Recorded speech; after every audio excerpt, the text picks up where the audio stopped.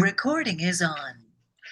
Welcome to DXgov Governance Discussion, September 15th, 1500 UTC. Starting first with the proposal roundup. I'm actually going to share my screen here so we can go over it on DXvote here.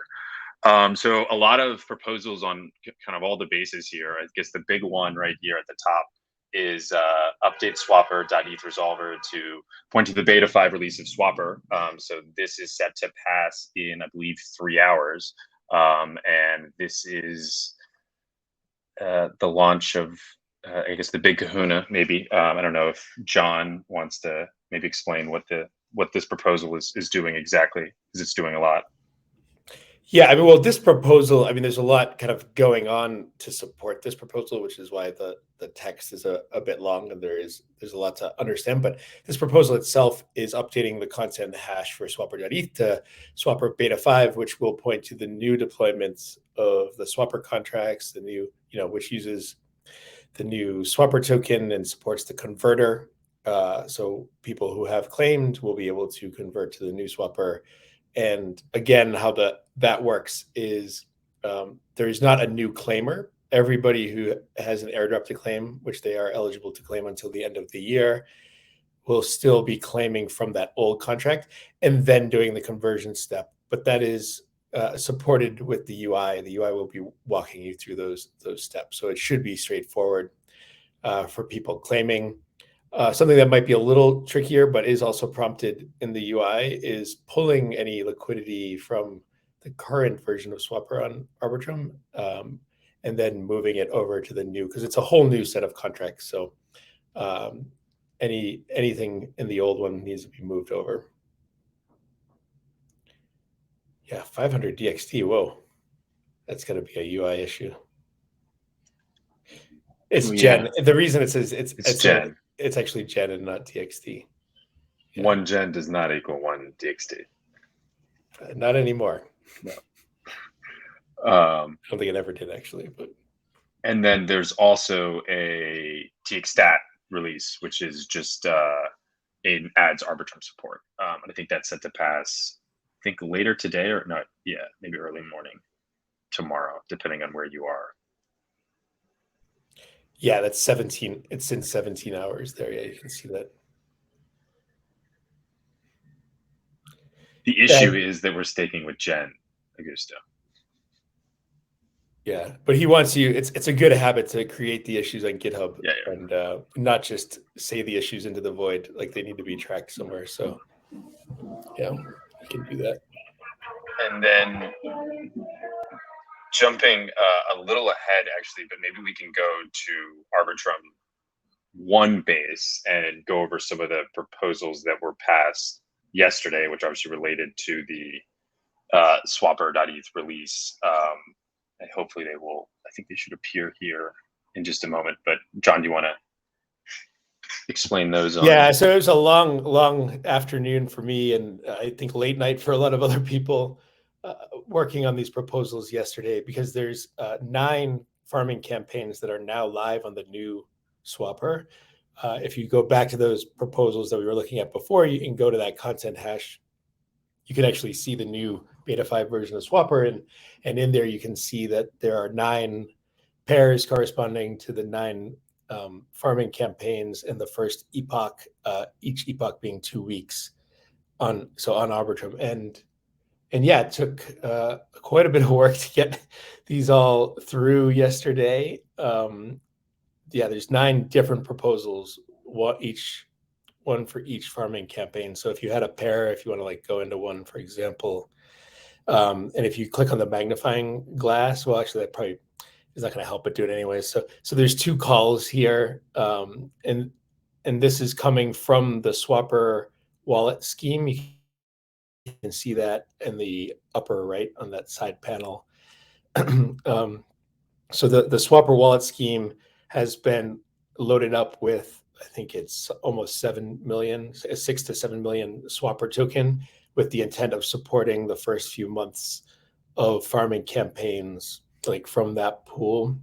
And the swapper wallet scheme has been configured to support relatively fast decisions for the early days to help make sure that farming is nimble.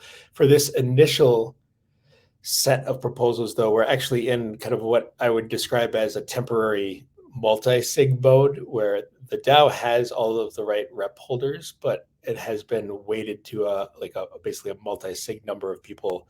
It's like a 3 of 5, and that was done mostly just to make sure that things are stable and that all of the configuration and initial setup can be done here in the first few days.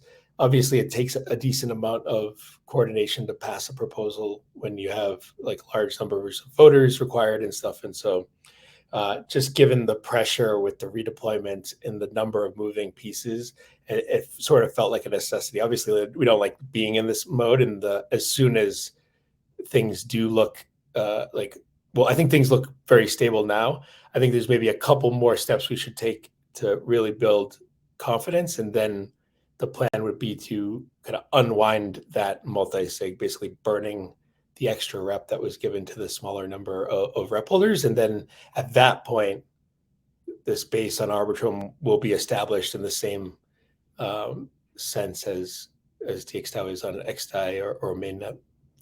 And so, yeah, 2 calls here. There's one is the approve call, and that approves 89,600 swapper to be sent to the farming factory, basically on Arbitrum. That's the first thing. So it's just to approve the ability for the swapper wallet scheme to send the tokens. And then the second one is a call to the farming factory to actually create the campaign. So you can actually see the description is clear, although it's kind of long and full of numbers that might be a little bit intimidating, but let's just read through it. So create a liquidity mining campaign on pair, and then it lists the pair address. If you go to Arbiscan, actually Arbiscan is not that great. And see, these are some of the challenges that we face, right? Like I don't think Arbiscan is actually going to show you that the code and stuff for that contract. But if you were to go look at the new DX stats and find the Curve ETH pool, you will see that pair address, it corresponds to that Curve ETH. And yeah, you can actually see the tokens, which is great. I don't know if it shows you the code. No, not yet. So yeah, I don't know. Arbiscan still has some features left to be desired relative to Etherscan, but yeah. So then it's starting at, and this is a Unix timestamp. So if you went into a Unix timestamp converter, you would see that time is like Unix seconds time, representing tomorrow, September 16th, 1500 UTC, which actually corresponds for our weekly, the start of the weekly call. So that will be the start of the farming campaign, and then it runs to for 2 weeks. So that second timestamp represents September 30th at the same time, and then the reward token corresponds that address. That address there, the DE9, is actually the new swapper token on Arbiscan.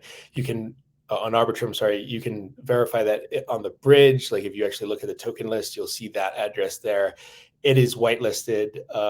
You should be able to see the tokens in the right places. Like most of the tokens are on mainnet in the DXDAO avatar. The rest of them are in either the swapper wallet scheme on the Arbitrum base or the avatar on the Arbitrum base. And also important to note that the old swapper address has been removed from the whitelist. So people, that stuff is sort of basically, it's not going to disappear, but it's for now just kind of ossified on Arbitrum and in the DXDAO treasury, kind of swapper classic, if you will. Maybe it'll become a collectible someday. I don't know. But actually, Chris, if you go to Arbiscan, I want to show people, if you go to this search bar and type in swapper, just a PR, you'll see that there's 3 that come up, which is, maybe not great for now. I think at some point the icon will show. There's a couple of steps left that we need to complete there, and the value will show and that kind of thing. It'll become super clear which is the real one, but it's that bottom one, that DE9, which you can see this is the new one that is going to be the official one. One of the addresses is like a test deployment that one of the swapper ones that was showing the results was just like a test deployment. And then the other one is the one that most people currently have that people have been claiming from the airdrop. So a little bit of confusion there, but hopefully we'll get it clearer. And yeah, it's good for folks here to be aware to help those who will have questions about this. But then, yeah, finally, there's the reward amounts, giant number because it's in ways. So it's got 18, it represents all the 18 decimal places that come with the swapper token. So that corresponds to 89,600 swapper. There's actually a cool convenience site that's called like ETH to Way converter. If you just Google ETH to Way, you can plug it in there and see that it's actually 89,600.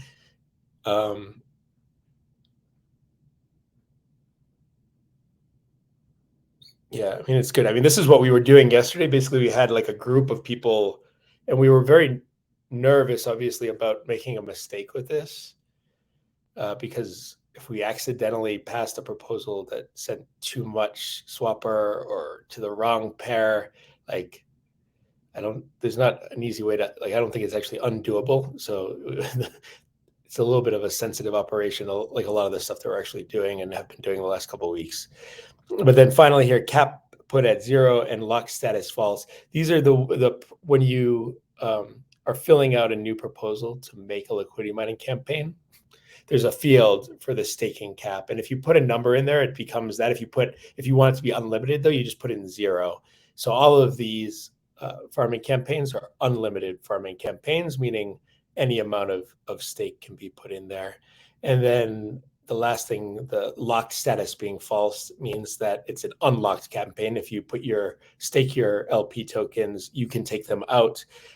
Swapper has the ability of creating locked campaigns so that when you stake, you're actually stuck in there for the period of the campaign, which can be a useful feature depending on what you're trying to do.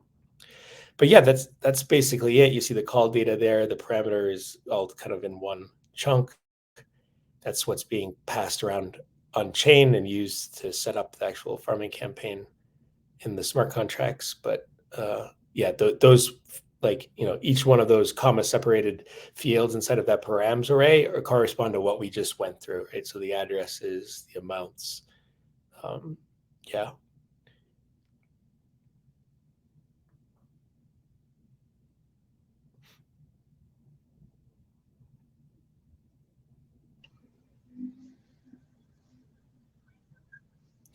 Another thing you can see is that these are all passed by absolute majority, right? They'll have over 50%. You can also see one that I made a mistake on, the 53%, the one that's downvoted. I accidentally put the wrong pair in. Luckily, because we were being pretty good about reviewing, I actually caught it myself, and other people caught it before we even voted on it. So it was on the wrong pair. It was not the maker. I think it was like the swapper ETH pair, that address that I put in there. So pretty easy to make a mistake. You got to be careful with this stuff. Another thing we had to be really careful with on the absolute majority stuff is when you vote on a pre-boosted proposal, as some of you know, there's like a reputation lock. And I think it's set to something like 5% for the swapper wallet scheme.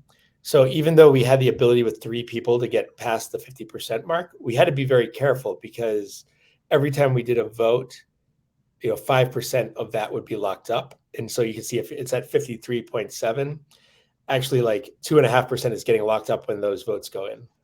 So if we weren't really careful to redeem the rep before making the proposals, we could have got into a situation where we wouldn't be able to actually pass the absolute majority proposals with the 3 people.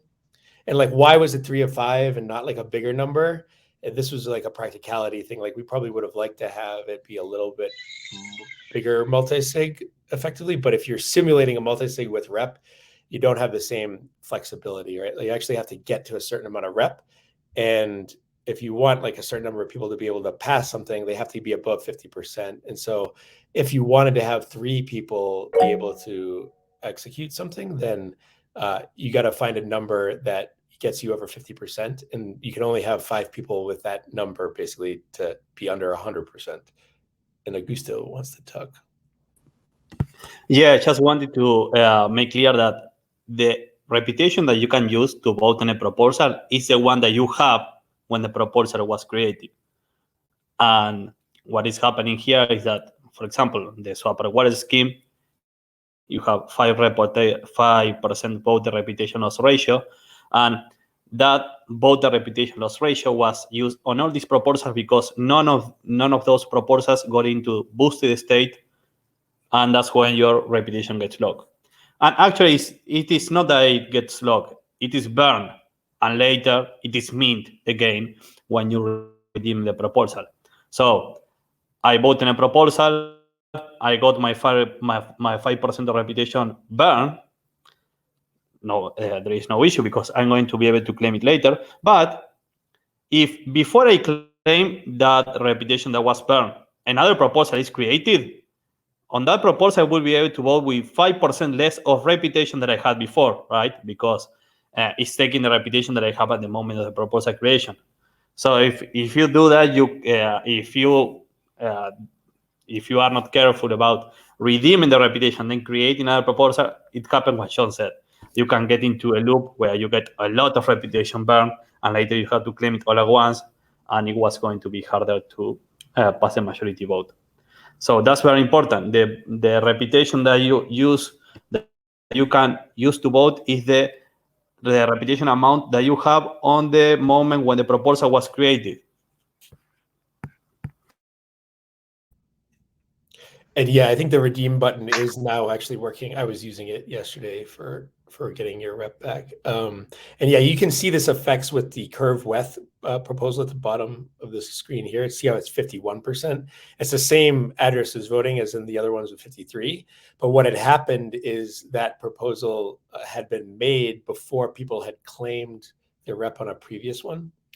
And so yeah, that 5% was at that time locked up because at the time that proposal was made. And so those 3 voters actually had a little bit less. Yeah. Anytime we want to pass, anytime absolute majority votes are important, this becomes a serious factor to consider. And so I think, now we got to think, well, how do we unwind this? What makes sense? I think there's 2 things I would like to see. I don't know if other people have other thoughts. One is we should pass a boosted or a few boosted proposals to make sure that that mode of operation is configured properly and working. And I think that would kind of give the confidence to say, like, we can unwind the extra rep. And then the actual proposals to unwind the rep themselves are also sensitive operations, right? Because if you mint too much or burn too much, it could potentially be bad. But I think we could do those one at a time. And I think the main thing would be to have the proven boosted proposals working first. A nice to have would be like Tenderly supporting Arbitrum. Tenderly we use for simulating proposals. It's actually really, really important, really helpful to be able to see what the proposal is going to do, if it actually is going to succeed the way you want it to see the events that will be emitted. We use it regularly on mainnet. I definitely encourage people to use it. We actually have like a DXgov subscription. So anytime you have a proposal and you want to confirm that the proposal does what you think it did, you go into Tenderly and you run a simulation. It's actually not too hard to do. It's a little bit technically, you got to get set up with an account, but like I think we should get as many people doing that as possible, because it's oh shoot, did the subscription? Oh no. Okay. Well, I think they just invoiced us on that, so we'll have to make sure that gets covered. I probably just need to ping Nico. Yeah. And yeah, just ping Nico because he has the invoice, and I think it'll be down to that. And there are plans, I think, Augusto, doesn't the attack plan for DXgov include some simulation integration? Yes. This is one of the features that we need to have in the UI. So yeah, definitely. And this is something that we can start testing on Rinkeby and Mainnet and XDAI. So later, I think we have no issue for it, but we should create an issue later with Ross and make sure that we have everything there too. So, but the way it will work is like you will add your personal API key from Tenderly that you can actually generate one yourself on the configuration. And I guess once you have that, you will be able to simulate all proposals.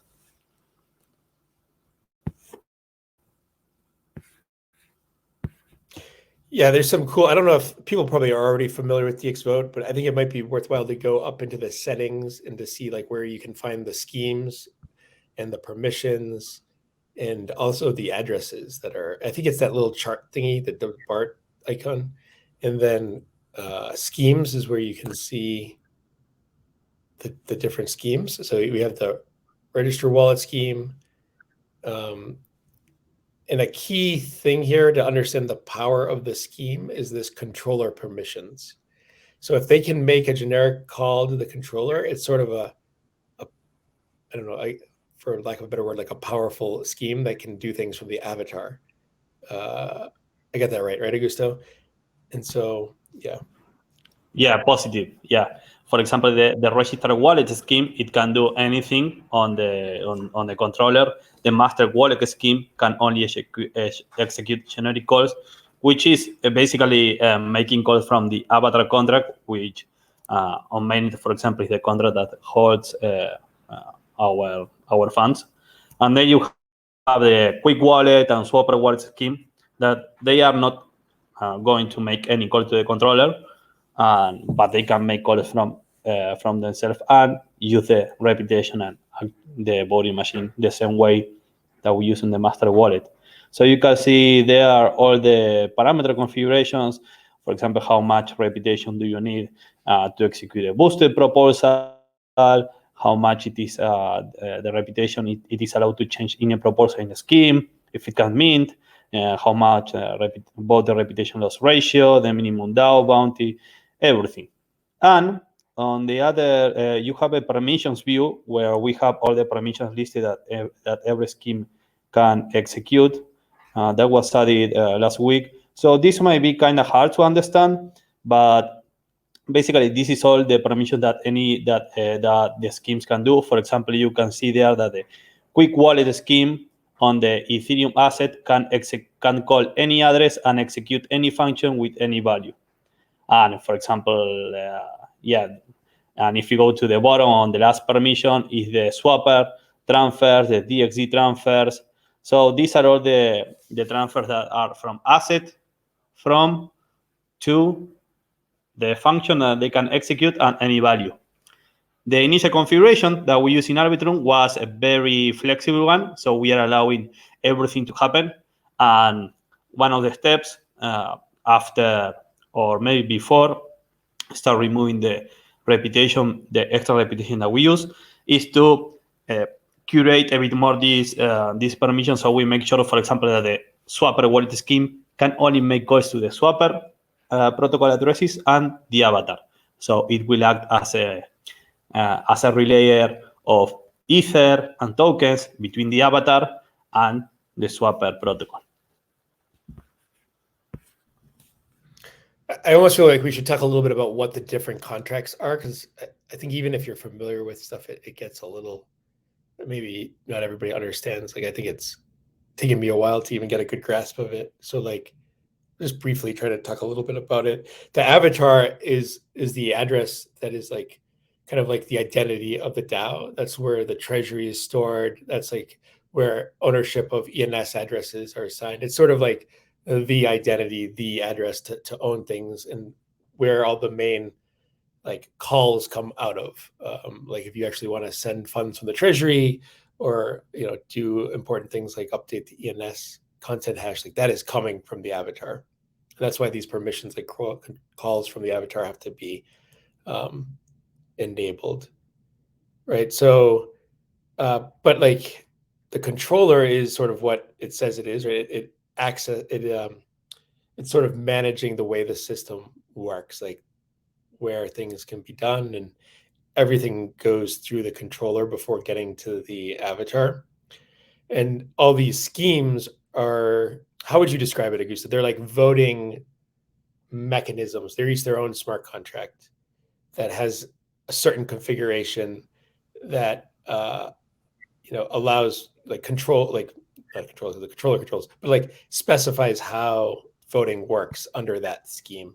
And so you can set up different schemes to support like different things that you want to do, making some things maybe a little bit more difficult or limiting access to certain things. And yeah, maybe not doing the best job, but trying to explain why we have all these different things. The register wallet scheme is there to allow people to actually put in new schemes and control the parameters of the different schemes. The quick wallet scheme, this one doesn't have controller permissions, so it can only send funds from itself and not from the avatar. So it's meant to serve this purpose of, well, if you want to do something quickly with a smaller amount of funds, you can actually load the quick wallet scheme up with a limited amount of funds and then do things with less restrictive parameters. Swapper wallet scheme is in the same vein as the quick wallet scheme, but it's intended to really just run stuff for Swapper. So it is a bit sensitive in the sense that it has a good amount of Swapper token in it right now, but that's like its sole purpose, right? So, and as soon as we get through this sort of intense early phase here, we're going to try to, I think, make these parameters more restrictive and feel good about those in the same way. So one thing to notice for the Swapper wallet scheme is the pre-boosted period is 12 hours and the boosted period is 1 day. So that means you can actually pass proposals from the Swapper wallet scheme in 1.5 days. That's actually like kind of scary short, right? Like it's less than a weekend, right? So what actually guards against that? And that's the required percentage for boosted approval.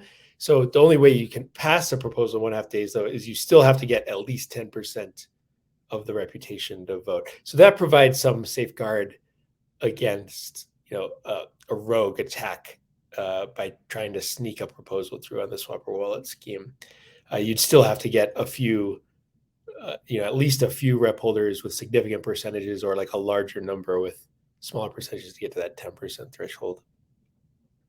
The master wallet scheme is another important one that also has the controller permissions. So it's basically doing everything except for registering schemes, which is the register wallet scheme, or whatever it's called, register scheme. And then, so if you want to mint new rep, if you want to send funds from the avatar, this is sort of probably what would stand in for the contribution and funding plugin scheme that we use on mainnet. Test wallet scheme is what it says as well. We're not really intending to use it for anything other than changing configurations and proving that things can be done on the schemes. It doesn't have any money in it. It doesn't have any controller permission, so it's pretty benign.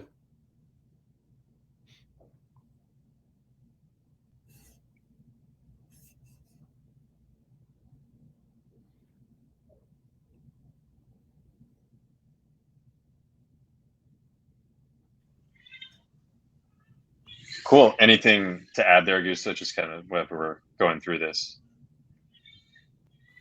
No, very important thing is that we are using DXgov for staking. That's the first case, the first time on production that we are using DXgov for something governance related.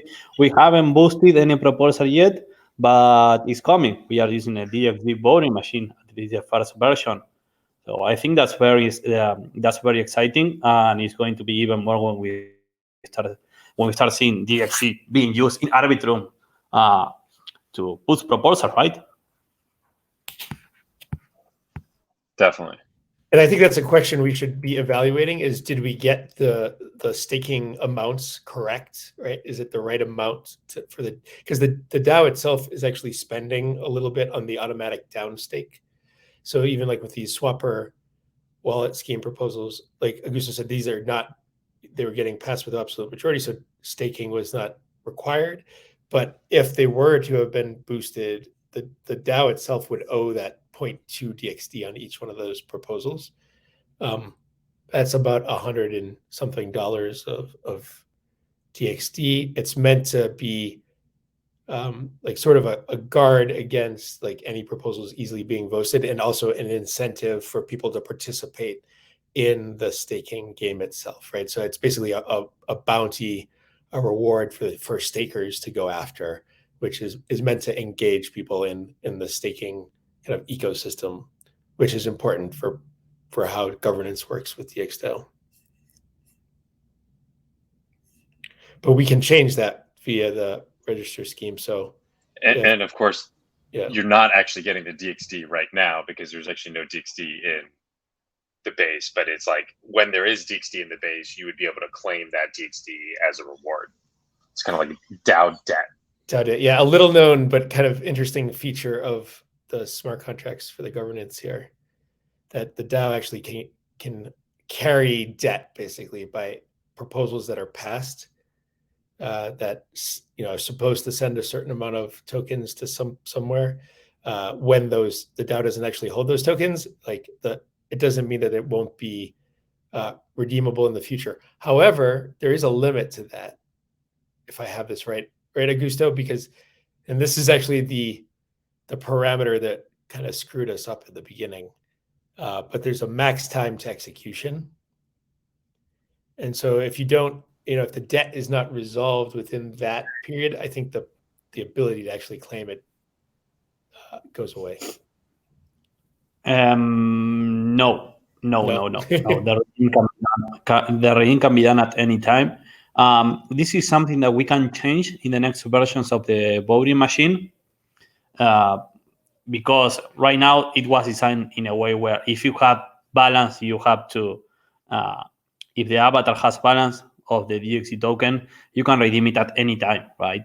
And I mean, at any time, if you boosted on a proposal that succeed on what you staked on. So this is something that we can change in next versions if we want to remove that feature or give, I don't know, half of that amount. That is something that we can change in the future, and it will be very interesting if we can set some custom value to it. It is interesting. So the max time for execution is to call execute, which will update the content hash or whatever the proposal is doing. But the redeem action, which gives you the payout for staking, is actually different than that. That's what you're saying, right? Yeah. The redeem is going to be there forever. So, for example, I can redeem the DAO bounty of a proposal I know they executed last year. And what about if it's a contribution? And is that also true for other types of redeems? Like if it's just a payment, like say it's a worker payment, but you're getting paid in a token, but the DAO doesn't have yet or something. That's a redeem action as well, and not like an execute. That's a redeem in the contribution reward, which works differently as a wallet scheme. And I don't know all the technicalities of the contribution reward. That is not going to be the case in the wallet scheme. In the wallet scheme, you have calls and you have a week to execute it.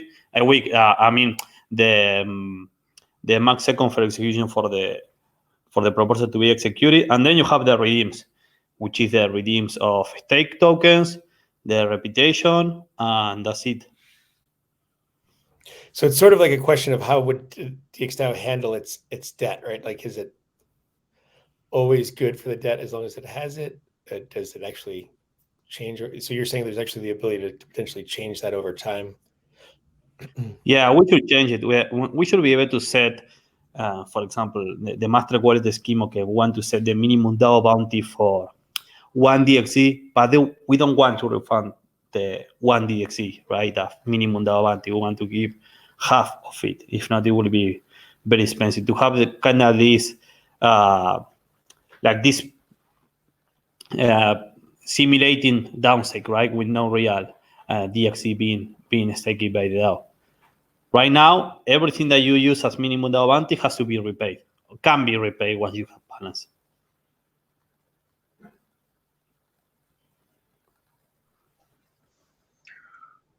Cool. Yeah, so DX vote, lots of fun stuff on Arbitrum there. Just because we have a couple of things I want to just keep moving here. Quickly on the mainnet, just a couple other proposals. The HATS proposal, I feel like we've talked about last week here, and that's going to finish in a couple hours. And then there are two. There's a fund gas governance refund smart contract proposal, which is another round of governance refunds. I think it's like 6 or 7 ETH in there, and that's for Q2. And then there are 2 treasury diversification proposals, part of the TDP V3, that have just been submitted yesterday and today. Dave, I don't know if there's anything to add about gas refunds or the Treasury diversification proposals. Yeah, no, as you said, so the gas governance refunds are for Q2, so there'll be a new one coming up soon as well. This one was a bit delayed, so end of the month we'll do Q3 as well.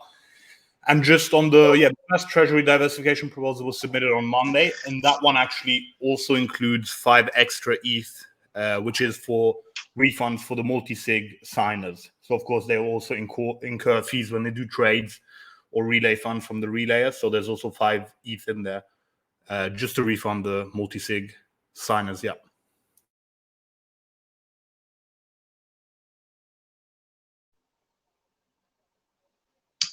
Cool. And then just switching to XDAI quickly here. So there is deposit WETH and XDAI and swapper liquidity relayer, and then the provision liquidity on WETH XDAI, WXDAI pair. So this is the 2 corresponding proposals to add liquidity on swapper.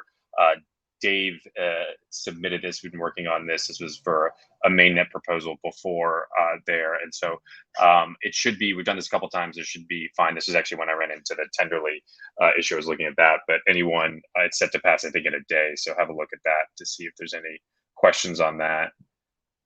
And then there is Fluid Drops worker proposal. And then also Luzifas, Federico's worker proposal, which also includes the additional payment for the retroactive shipping.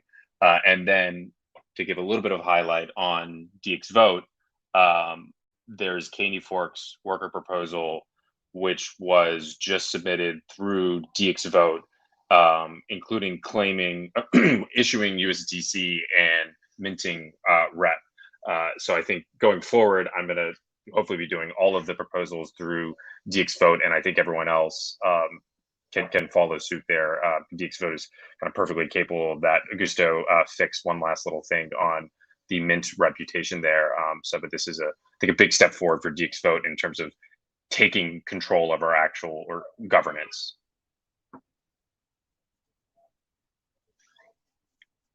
So please vote, but only vote from DXvote. Yes, use DXvote, and if you find any issue, go to the bottom on the footer. On the footer, you have a submit issue link, and you can submit an issue easily, and we are going to fix it. And it would probably actually make sense to look at both Alchemy and DXvote, and that could help. Because just to the exciting thing, or I wonder how this got there. If you look at this proposal on Alchemy, there is an automatic tag that was added to it right here. I'm guessing that's from Augusto. Yes, I was spamming. Which is fine, So it's good, but it appears perfectly in Alchemy too. This was kind of excited for both of those. You can see, this was 2 months payment for USDC and then rep there too. Yeah, because you got to remember, like the smart contract system is one and the same, so it would be a bad thing if one of the proposals, if the proposal is not showing up on both interfaces, right? Or if that some of the key information is not displayed correctly on both interfaces, right? Yeah, just because you're using one doesn't mean it shouldn't show up at the other, because at the end of the day, they're both interacting with the same underlying system. Although most of the problems typically result in the subgraph, like the one syncing with the Alchemy syncing with the subgraph, because like there's actually some of these on here that this one, for instance, did not pick up the content, but it did pick up the actual like interactions with the smart contract. But I think, and another one did, this one did pick that up. So there's sometimes some differences on the ability to display content. One thing to keep in mind, Chris, on your boosted proposal there, if you just show it again, like Alchemy does make it quite clear that you can just like go through these proposals and you see there's USDC and there's rep being sent to an address, and you're familiar with all 3 of those things in one simple line. When you look in DXvote, that information is there, but it's a lot harder to figure out. Like it's not impossible to figure out, but compare that to that. So any way to make it a little more easier and cleared for people to really easily understand what a proposal is doing would be ideal. Because that summary on Alchemy has been really useful for everyone for a long time, and people are used to it. Yeah, I think now that we have a proper GovDev team, we can focus a bit more time on UX and sort of make this a lot more usable for everyone. Zagusto says submit an issue. And as I think I submitted a similar issue, it was like, you know, on Alchemy, how it gives you like confirmation before you vote for something, and it shows you what the vote would be after. Like that's just I think that's a helpful little thing, and you know, maybe introducing something like that. And I agree, Sky, here, like, yeah, what's the exact display or sending how much USDC? So we can make an issue out of this. Is that even? That is the USDC one? I thought. So that's the problem. Yeah, it doesn't actually even say. That. Yeah, and this is actually not my address. This is the Candy Fork address, and you're getting this one, but this one is not. You can't really see what's being sent in it. That one is the controller. That's almost wow. Yeah, that one I think is a controller. What you are seeing there is the external token transfer function that is being called the controller. So that's something that we should decode. A very important thing, something that is happening now, is that sometimes when you do something on DXgov, for example, submit a proposal, it won't show up in Alchemy, or it will take some time, right? Because of the orthograph of all the index. So it's a matter of luck if Alchemy picks your proposal or not. But anything that you do on Alchemy is going to be picked up on the DXgov, because we are listening directly to the blockchain, right? So this is why we are going to be completely in sync on what will happen on chain, where on Alchemy, sometimes it's taking some time because, well, it depends on the graph. And it's not a good thing on the security side, because you can see a proposal that has no data, that has nothing. And we saw it with even like some voting that some people were voting on a proposal. I think was on mine, and it wasn't showing the votes on Alchemy. So that's very important in the security side. I also thought the multi-call, that there was a proposal to send, it was a member balancer, Chris. I don't know if the one that went like DXD and WETH to me. I thought if you went in there, yeah, like see the call 0 and the call 1, it's very clear the amount that it's sending. Why is yours not showing that?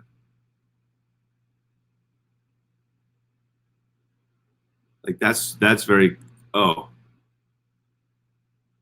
can still see in the description, the description's very clear, the top line, versus yours didn't say that, right?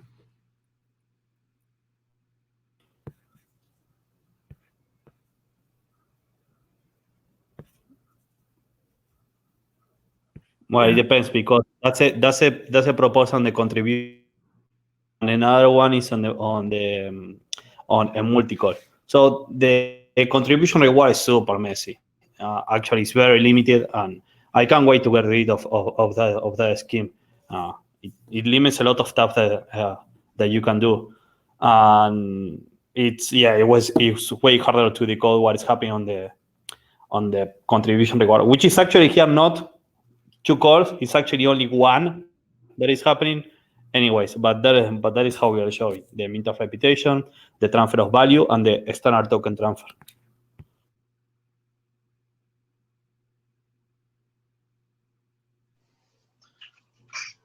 Awesome. And I think as Ross is saying, there's a eager to kind of fix these changes. And I think we only get these changes as we like use it and understand problems and fix them. So encourage all to use it and submit issues. Moving on to the discussion items. I know we're kind of a little behind here, so I just wanted to first on the signal discussion for DXDAO to participate in ETH Online. Sky, just because I know this is a pressing one, wasn't sure if there was any additional context to this, or you need to move quickly on this. So the general gist is the details are there. It seems like a pretty good thing to go forward with. Kartik's actually here in Denver. He connected me with someone that could, I think, action it rather sooner. I don't think like the actual payment needs to be like before the 17th, but the go ahead to say we want to participate in this, here's our logo, get it ready, include us in the launch of it and everything, and then participate in the first week of activities and things where you get in their Discord and you there's a few different details of like what's included. We would want to give that go ahead like ideally today or tomorrow. Now, the payment, I don't think we need to do a whole on-chain proposal for this. I think we could have general consensus, and we already have a marketing budget that is allocated for specifically for events and hackathons like this. And so we can figure out the payment. There's this issue of like not sharing too much of the exact details in a public forum. And so that is more of a like a off public forum conversation. So if anyone had any questions about that, but it is a great opportunity to at least trial and get involved and, you know, participate with all the big names that that participate in ETH Global. And the number one thing it would hopefully do is get developers who are looking. I mean, the ETH Online has been getting between like 500 and 700 developers, and some are students, some are people in the space, some are people who actually have projects, but getting them aware of an opportunity to build something for the DXDAO ecosystem, and then just even looking into the ecosystems, learning about our products. We can share like what are the products, and they can decide what they think they would be able to build, like to add value to the ecosystem. So it should be a general, like a pretty general bounty, and then it would hopefully bring conversation between that population of hackers and developers and the DXDAO community. And it could be as easy as set up a Discord channel, you know, in our own Discord, like anyone interested, you see us in ETH Online, come join this channel, and that's where like ideas are being shot around and all that kind of stuff. They will have, ETH Global has their own Discord, so we want to have a handful of people participating in their Discord as well.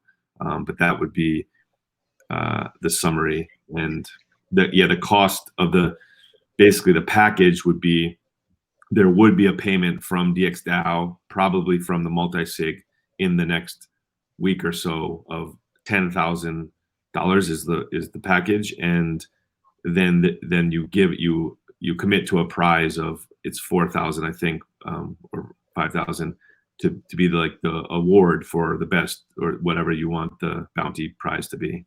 Or yeah, I think you just give one. I think it's just one prize. I don't know if it's more than one prize, but that's the rough cost to participate. Cool. And I think there's a forum thread with more information. You kind of click in, and we've been talking with them for a bit, and there's been a lot of good events that ETH Global has done. And so, yeah, I guess check with Sky any questions or comments or objections.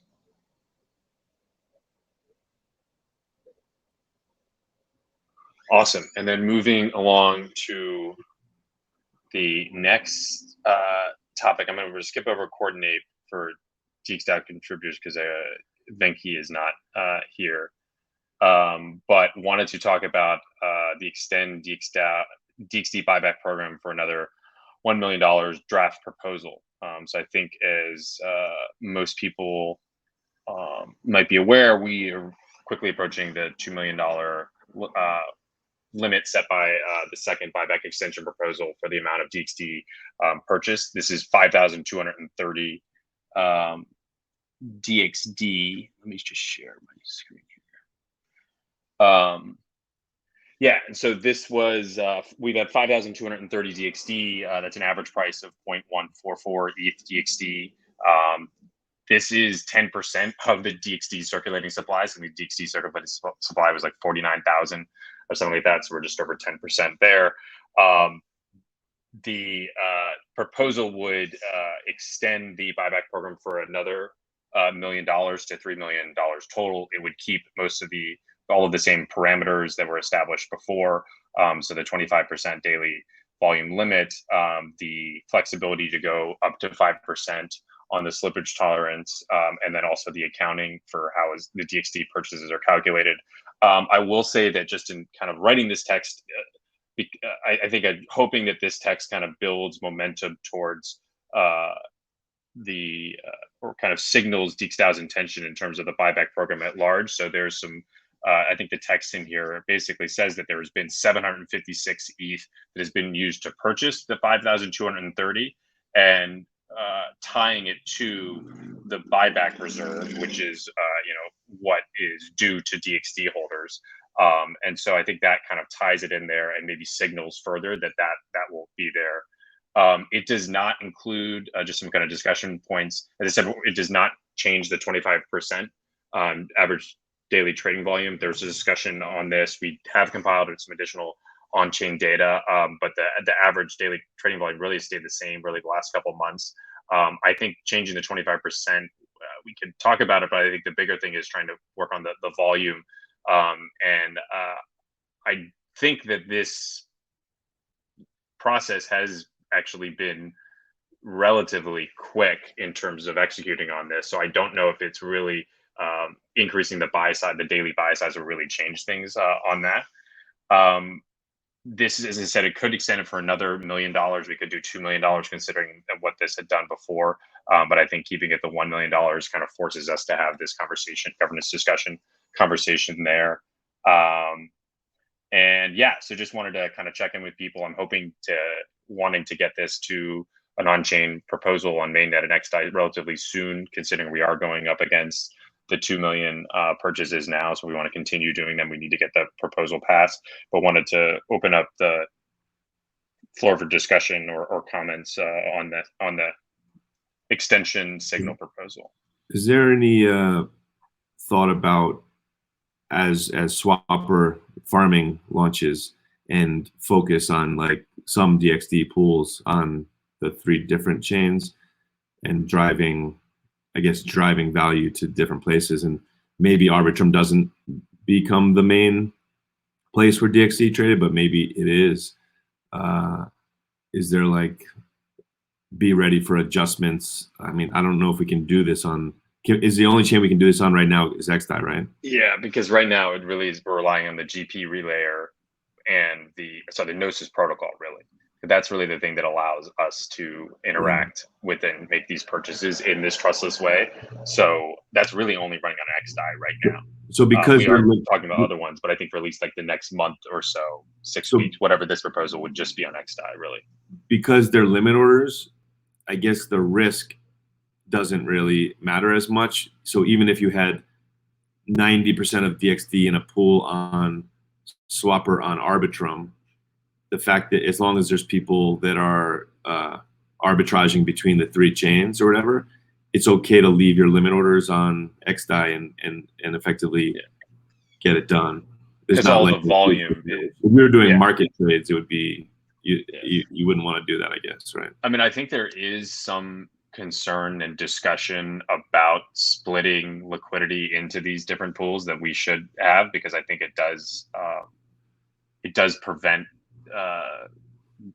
certain trades and kind of liquidity moving, because you are relying on people to do that arbitrage between the different chains, and I don't think it's good for a token to be trading on different amounts on different chains. Is just kind of like not good, I think, from like a capital efficiency standpoint. So I think as we look at the rewards, we should consider about how we're concentrating them on specifically for the DXD ETH pool, but also for the Swapper one. I think the requirement, or I guess like our limiting factor, is that we do need a pool on XDAI, because that's where the buyback is being done. So I think we want to have one on mainnet for DXD, just because that's kind of important. And then I think we also need one on XDAI. But I think we should be thinking about how liquidity is being siloed here. Yeah, and I think the comment was something along the lines of nobody will get a good price if the liquidity is spread out over a few chains, right? If we're already worried about liquidity being thin, then it would best serve potential new buyers and just traders in general to have it concentrated. I guess the concern is that it's hard for that to be on Arbitrum, because like mainnet is mainnet. We have to play there. And then like, at least for XDAI, like that's where the biggest pool is right now. And so, and especially because we're doing buybacks there, you're using the Oracle price from the swapper there. And so like, if you have to have those two pools, like, I don't know, the Arbitrum one, it'd be nice because we can have the swapper rewards, but it's a little tough to. We're getting pulled in every direction on this, right? Because you can't really ignore mainnet because that's where all the token holders are. You can't ignore XDAI because that's the only place you can do the buyback, and you can't ignore Arbitrum because that's the push on swapper. Yeah. So yeah, we got to find. I mean, I guess well, this is also on the swapper rewards, and we're actually talking about because we're talking about like where we're incentivizing this right separately. And I think with like the swapper rewards in general should also be thinking about where like what pairs they're going after that is specific to the chain. But I guess for DXD, at least for right now, and you notice in mainnet, I think there's like $220,000 in the swapper. I mean, sorry, the DXD WETH pool on swapper. So that's pretty small. I imagine some of it is gearing to come into Arbitrum. So maybe Arbitrum will be the biggest one. But yeah, hopefully swapper incentives will build the liquidity and volume of that and then increase overall volume. And there will be, flows from the different chains. And we could make it like a feature to work on, or maybe, I don't know which squad, but getting the buyback enabled on either mainnet or Arbitrum could maybe help. Yeah. Help consolidate things. Just as a shout out, because Keenan had mentioned, please no mainnet. Well, Keenan had mentioned the siloed liquidity discussion. We were talking about that. And so I think we'll try to continue that on Friday, strategy coordination call to figure out that. And not just for DXD, but also for like all of the, I think for the swapper pair specifically too, is thinking about how that will silo liquidity across different chains. There'll be 3 pool twos.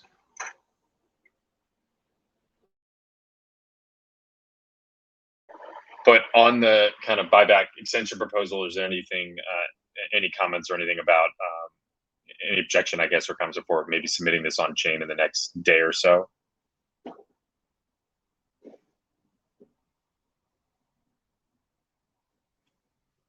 We'll take that as a no. Okay. Direct any comments to the forum. Then moving on, I know we're just over the hour here, but contributor UX check-in. I think there's kind of 2 things here maybe that Melanie wants to talk about and can highlight here. Melanie, are you? Yeah, sure. And guys, just a quick reminder, if you haven't gotten your LizCon tickets, they should be up for sale right now on the LizCon site. So just a quick reminder to you guys to do that if you hadn't had a chance to. But I did want to jump into a few things really quickly and discuss a recent forum post that went up in regards to requesting funds for recruiting initiatives at DXDAO. Chris, if you could just link the proposal in the chat. But I just wanted to give you some color around the post and then details of plans looking forward. There are various ways to recruit contributors to DXDAO. You can work with agencies for direct placements, recruit by cold emailing, messaging candidates on various platforms, or as Guy mentioned, recruiting at hackathons. But one method that we really haven't explored yet at DXDAO is posting our open positions on job boards. And I know this may sound like a little bit dated of a method of recruiting, especially in our space, but I think it's still a method that we should consider and be interested in looking into further. There are a few reputable organizations that I've done some research on and am really interested in posting our open positions at to start. They're A Week in Ethereum, Cryptocurrency Jobs, and the job board at Bankless. I know many of you are familiar with these sites, or if you're not, you can see more details in the links I've added in the post. One place I'm particularly interested in having our roles featured is on Bankless's job board, which does come at a more premium price of $1,000 a month. But this feature in particular does include being at the top of their job boards, being featured in their weekly newsletter, given special attention and post across the Bankless socials, and then featured on their weekly roll-up podcast for 30 days. So I think getting exposure around these positions is super important, especially for our dev roles. And then With that being said, we're requesting a budget of up to $2,000 a month to post on these locations. The contributor UX will be responsible, of course, for tracking the effectiveness of these posts and then reporting back to the community on our findings. So does anyone have any questions or just any general thoughts on this? Any suggestions of like other sites or places that would be helpful? And then, like I mentioned previously, like we haven't really explored this method of recruiting before, so it would be great to trial this for like a little bit. Obviously, if we don't have a lot of success, then we don't have to continue. But I think we should at least try it out and then give these 3 places like a chance and a kind of as a starting point.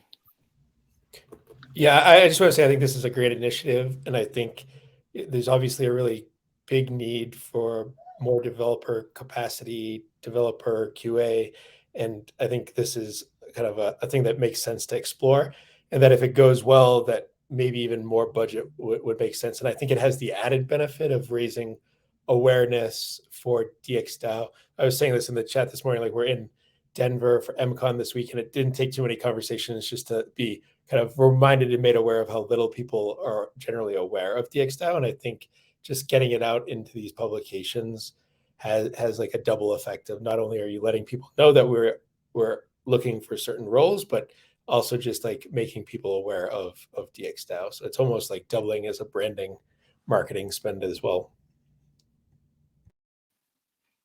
Yeah, absolutely. And as you know, like Bankless has a huge reach, almost up to 100,000 followers across their platforms on Twitter. And then their podcast is pretty popular. And also Dave just said ListCon tickets are sold out. So side note, if you haven't gotten them. But yeah, any other additional comments around requesting recruiting funds? And if you do have any objections or if you're for it, please comment in the forum. I'd like to probably get this on chain in the next few days. Okay, cool. Awesome. Awesome. Okay, next thing I wanted to touch on is I wanted to get the conversation going again about DXD vesting for our contributors. As you know, our contributors should have a base pay in stables as well as a portion of their salary allocated in DXD, which is vested linearly over 2 years with a 1-year clip. At the moment, some contributors have deployed vesting contracts, but currently there isn't like an easy to use system for this particular DXD vesting. So it's kind of created a backlog for contributors that have earned DXD, but luckily that DXD is still in DXDAO's treasury. At the moment, it's not that huge of an issue, but could potentially grow if DXD contributors don't claim their vested DXD. So today I want to bring forward a few options we think would be the best solutions for this. It's all laid out in this proposal that Chris is kind of going through right now. But I just wanted to talk to you and introduce them to you first and then get any feedback from you all. So there are 3 potential ways to claim your vested DXD. One would be to deploy mainnet vesting contracts and submit proposals through DXDAO.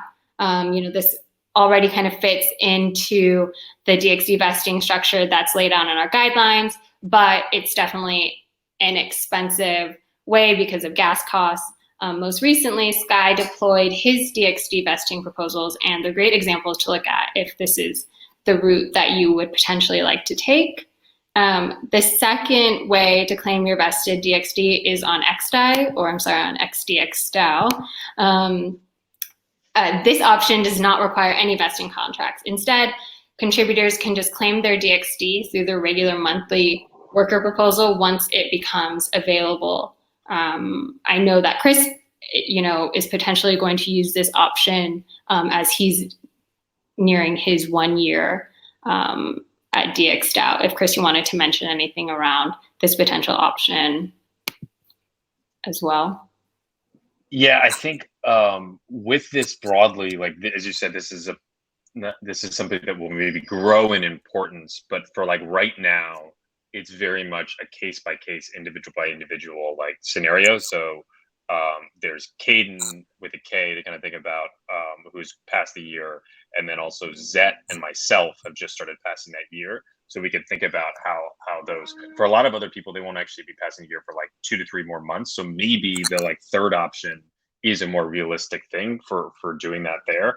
For Zet and I guess that carving out this one is basically right now there has been like, if you are a year after you earn DXD, 50% of that can be claimed because it's a 2-year vesting with a 1-year cliff. So it means that 1 year you could get 50%. So what this one would allow you to do is basically claim whatever has been vested is kind of after that year time period. Now this would, instead of being calculated on a smart contract, would be calculated in a spreadsheet, which does require a bit more overhead, but I think it's important for at least getting some of that initial DXD there. And so I think that's what I'm planning on doing. I guess in terms of like the three things we were talking about with Melanie, I know we're over time here, so we can push some of the discussion to the contributor UX call after this. You guys have questions, but there's like kind of 3 things I think we need to get consensus on. And this is maybe, I think, irrespective of how people get the proposals. One is agreeing on a beginning of the month or any date for a monthly vest. So if you look at the spreadsheet now, the way it's like calculated, not everyone has put when the vesting starts. Typically people are paid in a month, but they don't put the specific date. And for like accounting purposes, it would be much easier if we had like everybody in this month's DXD vested on a certain date, whether that was the 15th or the beginning of the month. I think it would be easier that way. Second is, if contributors choose to do mainnet, I think we should agree that they can combine up to 4 months in a single proposal. And so this is what Sky did, and that the agreement would be you could do your 4 months of DXD vesting, but the vesting date be the beginning of the 3rd month. So you would be getting some DXD vesting a little bit later than you should, but you're getting other DXD vesting a little bit earlier. But I think that would save gas costs and save like proposal headaches elsewhere. And so I think we should agree on some way to combine several month DXD payments for those that want to submit contracts on mainnet now. And then like the third thing is going forward is agreeing that the DXD price should be calculated when your worker proposal starts. So like the first day of your worker proposal, whatever that ends up being, right? And so even if you end up submitting it a month before or a month after, it is on like the day of your first worker proposal that actually the vesting starts. And I think those are all different suggestions that we can kind of think about, but I think those would really help with like going through on this process. I don't know if anyone had any questions on that now, or we can chat about it in the UX call. Chris, just to clarify on the one that was combined. So if we did combine, if you combine 2 different periods into one, there was none was received earlier. All was received later than expected. So okay, yeah.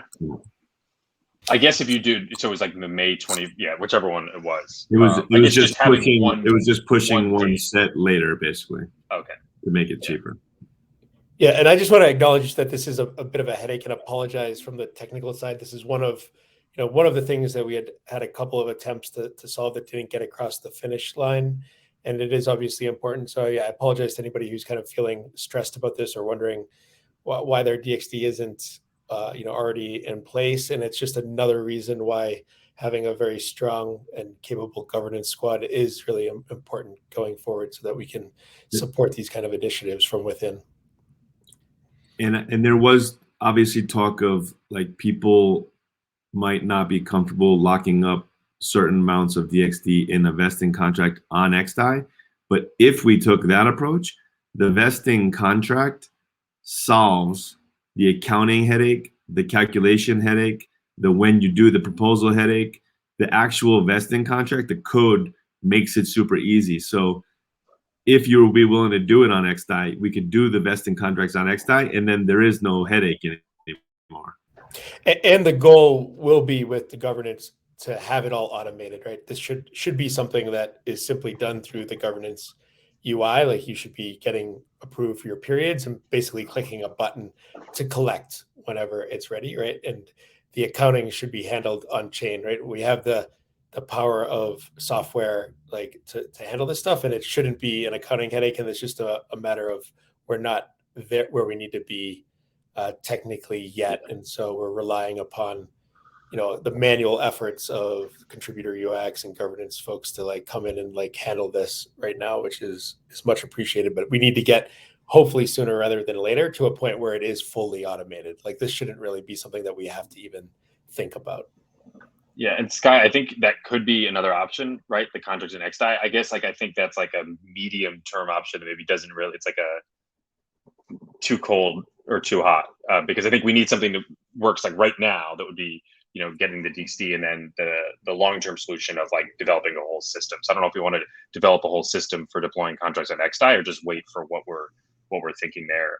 But I think it'd be fine for anyone. I guess what I meant was like, because right now people are just waiting on DXDAO. DXDAO has the control of all the DXD, and you have a on-chain proposal that says you should get some DXD. So now you've passed through 1 year, September 1st. Instead of you trying to figure out on September 15th how much DXD is unlocked, because you now 1 year plus 15 days, since you're gonna request this kind of first amount that as you've already passed from the past, it might be easier for just you to like have the vesting contract on XDAI and then let it handle you, so then you can just withdraw it over time over the next year, just for this one-off one that's already passed. Yeah, I'm open to this, and as I said, I think this is like we should treat on this like case-by-case scenario. So Caden, for instance, is interested in doing it on mainnet, and because like he can kind of do that himself. So he's looking for clarity specifically on how to combine the proposals. And then I think with Zet and myself, I think it will be like the next month or two, we can figure out something that fits for that.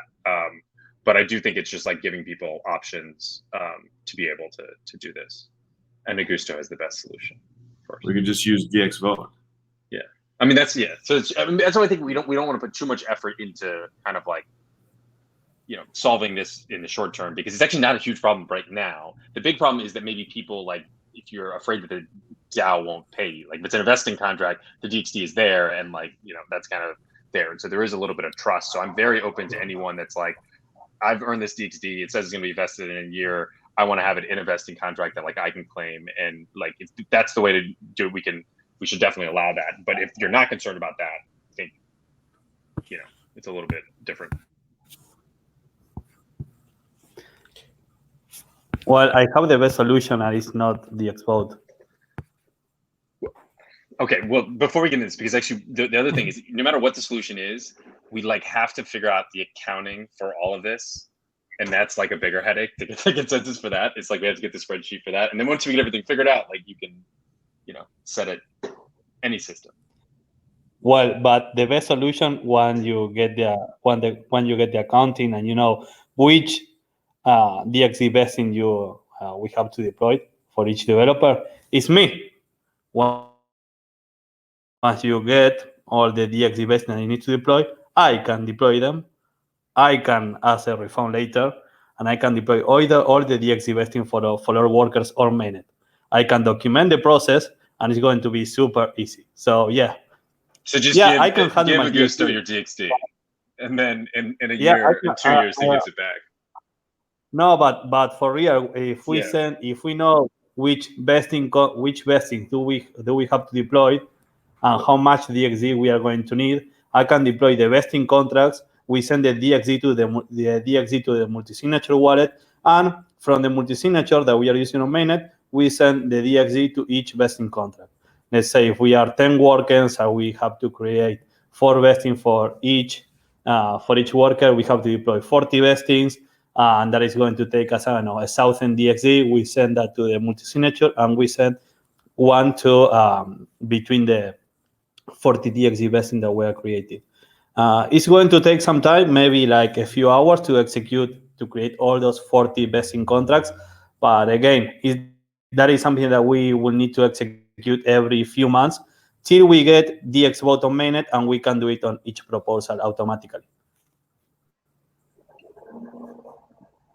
That works, and I think that like could hopefully contribute to building the actual system, because we see like what we're doing, and we're kind of like working with it. It's a great way to build, yeah, to actually do things manually the first few times, and then try to automate as much of that away. It's actually kind of a nice approach to building things in general. Yeah. Also, I don't have to hold the DXZ. I mean, we can send the DXZ to the multi-signature wallet, and that's it. The only thing I need to know is which address is going to receive the DXZ, the start date, the date that is going to end, and that's it. Then the vesting, they're all the same, or even Sky can create the vesting contracts. So we have plenty of people that can collaborate there. And this is only a matter of time till we get DXgov on mainnet, where we are going to have proposals that, for example, let's say the payment is going to be this amount of DAI to this address. We are going to mint reputation to this beneficiary address. We are going to mint an let's say an NFT token that represents the worker period proposal, and we are going to create the DXZ vesting contract and also send the DXZ tokens. So all those 5 actions, we will be able to do it on one proposal. Let's say, I know, 6 months, a year, and we will have to do this process of deploying the vestings till then 1-2 times. Yeah, and just to, so I think we want to have the 3 options, right? And just to kind of to give people, because I think we just want to like give people these options. So the first option is you can deploy your mainnet contracts yourself according to that. The second is to be able to claim on XDAI. And the third really is wait for DXgov dev to kind of deploy for you or build that process. And like, I think a lot of people, like I consider part of myself, I could wait for that because that's what's more important, but that does require a little bit of like waiting. So I just want to give people all those options. And then just like the 2 other things on that are, or one, yeah, the 2 other things on that, or with this post that we'll have is those would be the 3 options, the 3 ways to claim. And then second, we'll want to have a spreadsheet that is like, this is gospel. This is what the contributor UX accounting is for like people that have their DXD rewards. Please make sure there are any changes of that. And Ali's been reaching out to people for that in the past. So hopefully there's not any surprises there, but we'll have that. And then the third thing is just some clarification on some of these like accounting things so we can have some agreement there. And so, yeah. Cool. Yeah, I would encourage everyone to wait because if we take this action, this will happen on mainnet. And I would encourage everyone to take the DXZ vesting on mainnet. Trust only mainnet because the vesting contract is going to run for 2 years, and you don't know what's going to happen on Arbitrum and XDAI in 2 years. But we know what is going to happen on mainnet is going to still be there. So if you do it yourself, you do it on mainnet, or wait for us till we do it for you on mainnet.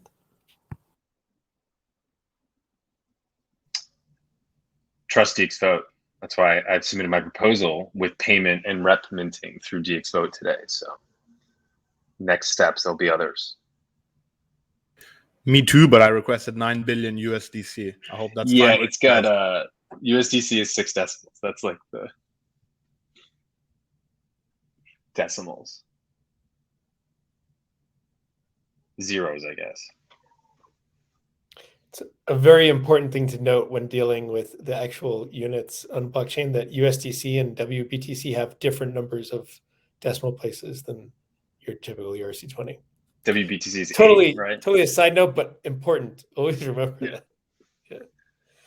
Why? Because they stink. Because they're centralized pieces of crap. They were like, yeah. I mean, I guess you set it up and you're like, I probably don't need all these zeros, which I think is like true, but it's just different.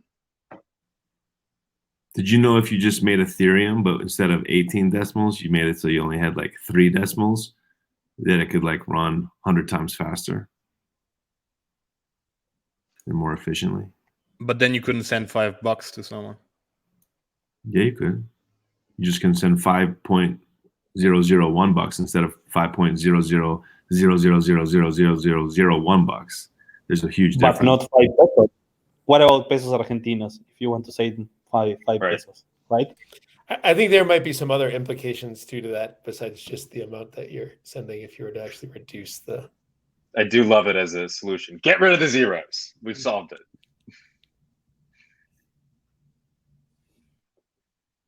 Cool. And maybe a little preview. I guess, Keenan, tomorrow, 1500 UTC is farming launch. I don't know. I think we're looking to do, I guess, a call, but maybe it'll be in Discord or. Yeah, look for an announcement sometime in the next hour or two here on what the exact plan will be, but probably we'll have a fun kind of programmed event half an hour before the launch of farming and chatting throughout the launch. Obviously in lieu of the normal recap call this week. Yeah. Which is good. I think some people are getting bored of just the regular recap call, so we're going to experiment. Well, this is a good experiment and a fun experiment, but maybe like another community AMA and things like that. So maybe only one recap call a month or something. Well, we could start the farms every Thursday at 1500 UTC every 2 weeks, and that can be a recap of the upcoming or preview of upcoming Swapper farms. The bi-weekly farming recap. Could get like sports commentator on that, or Weather Channel. I'm not sure which one it is.